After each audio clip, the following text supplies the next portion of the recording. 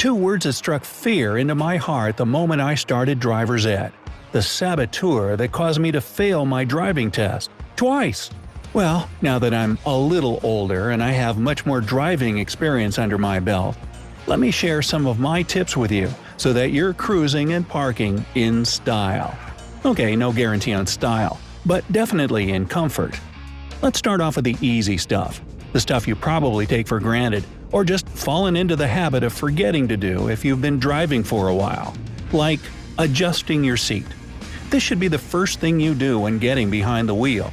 Making sure your seat is positioned the best way for your body will make driving safer and less exhausting, even on short trips. You want to adjust the height of the seat so that you can see the dash panel and the road clearly. If you happen to be a bit on the shorter side and can't see over the dash even after doing everything the seat will allow, get a cushion or wedge to sit on. As for the seat's incline, keep it at about 100 to 110 degrees. I know it looks super cool when you're leaning way back like a boss, but again, comfort and safety over style, folks. The headrest should be adjusted so that your head is right smack dab in the middle of it. This will help prevent a bad neck injury in case of an accident. Next, mirrors. Starting with the driver's side, once your seat is adjusted, lean left and get as close to the side window as you can. Then adjust the mirror until you can see the rear fender.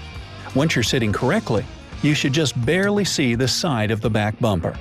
Moving on to the passenger side mirror, here you want to stay in the driver's seat and lean to your right until your head is just about in the middle between the two front seats. Now adjust this mirror so that you can see the back fender too. Again, when you move back to a normal driving position, you should just get a glimpse of the side of the rear bumper. Finally, we get to the rear view mirror. I know, it's beginner stuff, but this mirror gets bumped and repositioned all the time.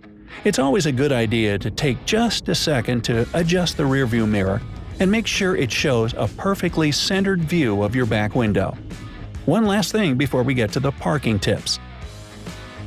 Hand positioning. I can't stress enough how important this is. There's no beverage worth sipping, no text worth texting, or song worth skipping that's more valuable to your safety. Well, maybe Neil Diamond's Porcupine Pie, but that's it.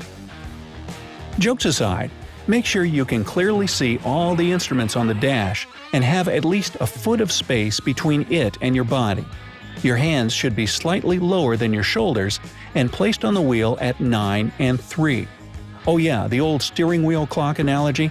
Imagine the wheel like the face of a clock, not